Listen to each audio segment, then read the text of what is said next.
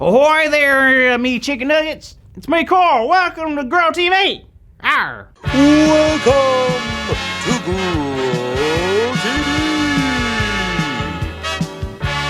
Hosted by Carl. Where we have fun with our friends, talk about Jesus, and go over everything the Bible has to offer. Now once again, welcome to Grow TV. Avast! Welcome back to another episode of the Grow TV. Ouch. Okay, I can't do that voice too much. It hurts my throat. Now, if y'all remember correctly, last week I found a treasure map. And it was at that moment I chose to become a pirate. That's right, it's nothing but open seas and bad breath for the future for me. Anywho, I want to hop on for a second and practice a couple little things for you, with us. For you. Now, in the past week, I've realized how different pirates can be from normal people. Do you know pirates ate a lot of beans and bread? You think it'd be a lot of fish, but apparently it wasn't worth the amount of work to catch fish. They didn't have a lot of choices, so beans and bread were always on the menu. And I'm not a huge fan of bean sandwiches, but I can try. Also, I found out pirates have an interesting and silly way of talking. I mean, they have so many words that they use I never knew existed. Like this, for example. What do you think cackle fruit means? Does it mean food that's gone bad or eggs? You're right, eggs. That's weird, right? So y'all want to learn some pirate lingo with me? Okay, first to talk like a pirate, you gotta lower your voice to like a growl. Like, rawr. So instead of saying, wow, you'll say, shiver me timbers. Very good. Next, instead of saying, good morning, fellow human being, you'll say, ahoy, matey.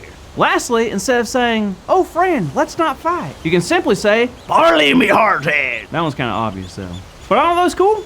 I figured just in case you ever want to be a pirate like me, you should learn how they talk. So keep on practicing. Aye, aye, Captain. Well, ahoy there, Andrew. Looks like you've really gone all in on this pirate thing, huh, Carl? That's Captain Carl, you, sir. And yes, this is now my life. I'm one step closer to finding the treasure from this treasure map, especially now that I can talk like a pirate. I see. Well, I think that's pretty cool, because right now I'm going to talk about how we can use our words to be wise. Hey, that sounds kind of lubberish. What does that mean? Not a clue, still learning. Okay, well, all right. Anyway, kids, I want to share something really cool that I learned this week.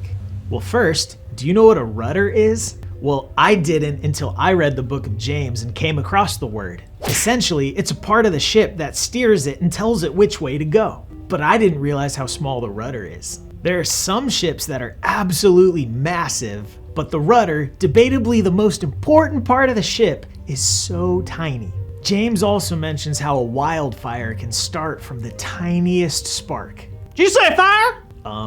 Yeah? I'm terrified of fire. Okay, anyway. What does this have to do with our words? Well, just like the spark or the rudder, our tongue is small compared to the rest of the body. But our tongue and our mouth help us to talk. And the words we use are just as powerful as the rudder or the spark. Fire can be used for good, right? Nope. Well, Carl, I know it can. Nope, fire's bad. Well, think about it. It can help warm people's houses, cook food, boil water, but it can also do harm, right? Yep. Houses burn down, forests can be destroyed.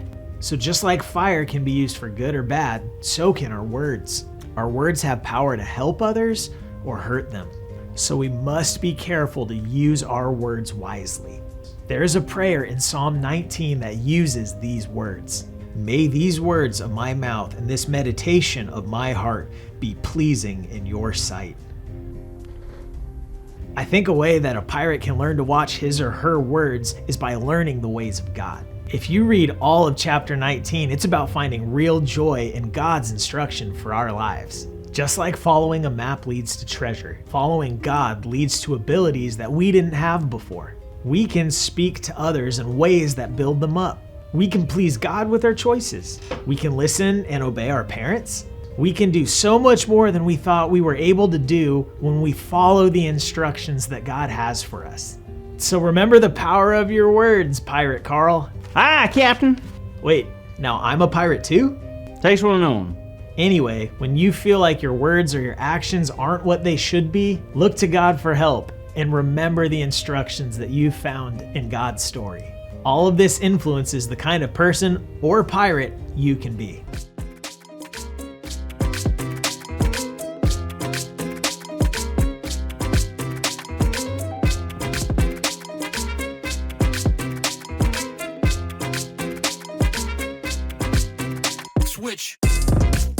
All right, today's big idea is I can be wise by choosing my words carefully, okay? So let's say it out loud on the count of 3, as loud as we possibly can. 1, 2, 3. I can be wise by choosing my words carefully. All right. Wonderful job. Perfect. Absolutely great. Everyone did incredible, except for, no, I'm kidding. Everyone did great. Didn't they do great, Captain Carl? Right? Captain Carl? Captain Carl, are you there? I'm here, Andy. Now that I've learned the importance of choosing our words wisely, I think I'm ready to start looking for my treasure. It's gonna be fun. See y'all later. Thank you for watching, and tune in next week for a new episode of